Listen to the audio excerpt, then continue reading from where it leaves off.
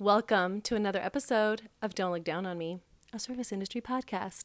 On today's episode, we're going to be talking about couples at work. Some people love it, some people hate it. We're going to dive into that today. Before we get started, I would like to thank everybody for following my channel, for supporting my podcast. I really appreciate it from the bottom of my heart. I was thinking, what can I make my next episode about? It has to be a good episode. And I thought, couples at work. I have been working side by side. Well, I don't work with my husband now, but I worked side by side with my husband for about 10 years. Not side by side, literally, because he had his own section. I had my own section. But then once he became a manager, I took on more of the stay-at-home wife role. And I worked very little. And then I started to really not work at all. And I became a full-time stay-at-home mom. And then he moved up in the company. A lot of places, once you become managers or one of you becomes manager, then you're not really supposed to be working in the same building or the same concept, whatever you want to call it.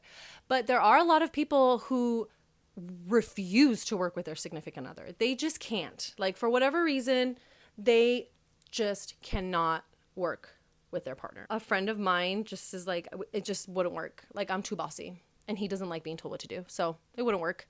And I'm okay, legitimate, because that wouldn't work. If you're really bossy and your significant other is please don't tell me what to do, but that's what you do, it's going to be very hard.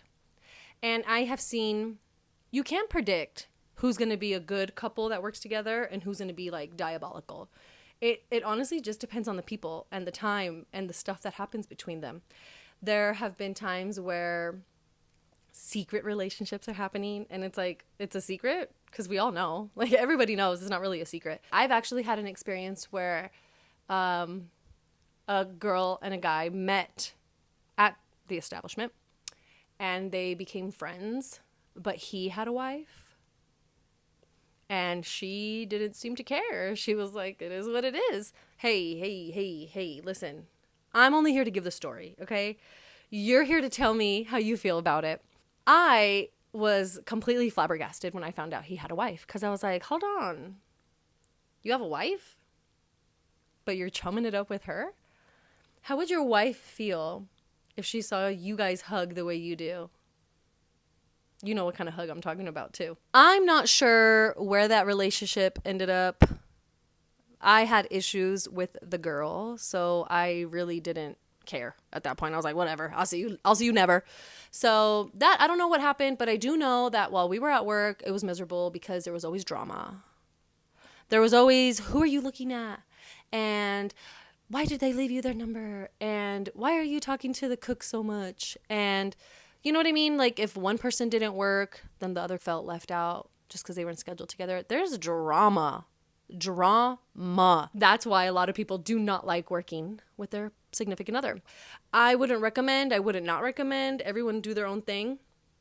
I was blessed in the fact that my husband was very nice, very secure. We didn't have drama. I wasn't trying to flirt with nobody. He wasn't trying to flirt with anybody, but except those old ladies. Old ladies love flirting with him, but he used to make that money, so that's okay. There also have been people that work together and then their relationship kind of blossoms and then they get married and then they have kids and then they become this cute little family. That's adorable. And I've seen that happen time and time again where I work. I know so many couples that met there and they're now married with children. Their children are getting older. It's crazy, but it was successful. They found success in working next to each other or with each other. For my husband's job interview, I went with him to the interview because we were going to go out afterwards. The manager was like, hey, why don't you come with us too? And I was like, okay. So we sat in the booth. The manager interviewed my husband. And I was just kind of involved. I was just listening. Not involved, but I was listening to the conversation, listening to the questions. And then he turned to me and was like, are you looking for a job?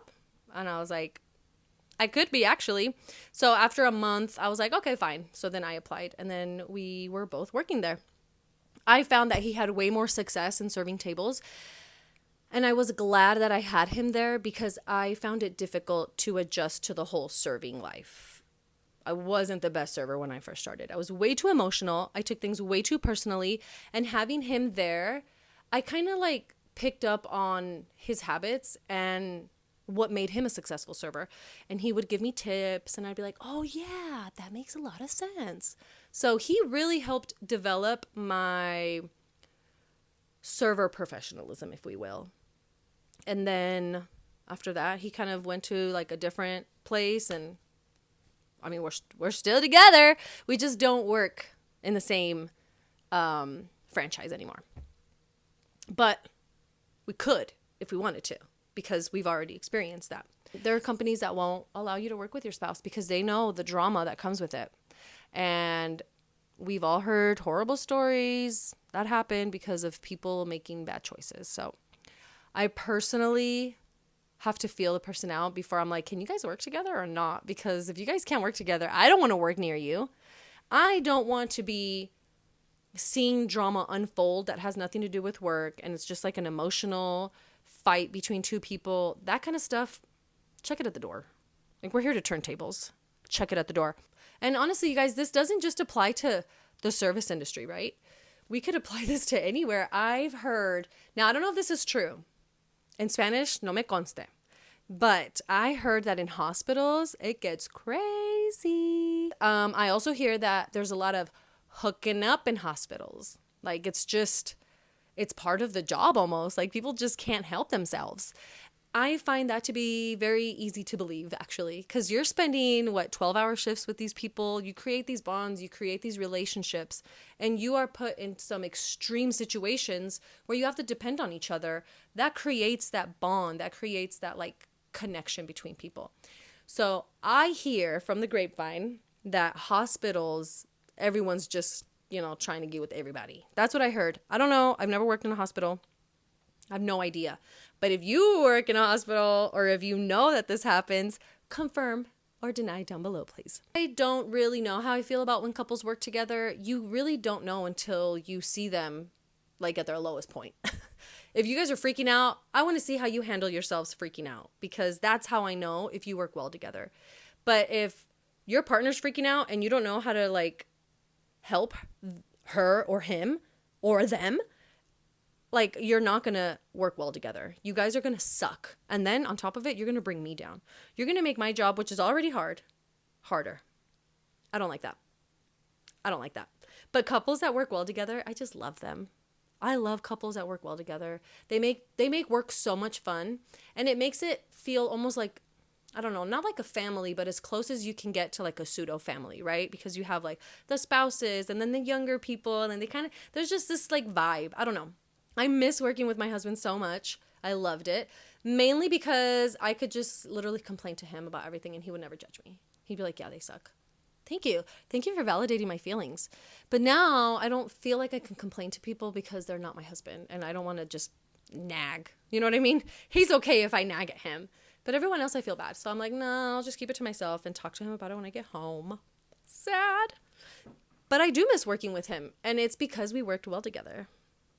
I don't miss working with couples that didn't work well together, because trust me, your customer can sense all kinds of stuff that you don't think they can. Your customers can sense when you're in a bad mood. Your customers can sense when there's something going on. So for me personally, if you're the kind of person that just doesn't work well with your partner, if you don't work well with your partner at home, you're not going to work well with your partner at work. You can use home life as a gauge. Do we really get along? Oh, no? Then don't work together. Please, if you guys are breaking up every other week, please don't work together. It's for the best. Obviously, I'm no one to give you advice. Do what you want. But from my experience and from what I've seen in the industry, if you don't live well together, you will not work well together. That's just what I've learned. The next episode, I'll probably be reading some Reddit stories, some horror Reddit service stories, and maybe some other stories if I can get my hands on them. But if you guys have any ideas, please let me know in the comments below. Feel free to follow me on social media platforms like TikTok, Instagram, and YouTube at DLDOM Podcast. That's DLDOM Podcast. Don't look down on me. A service industry podcast. Thank you so much for tuning into this week's episode. We'll see you next time. Bye.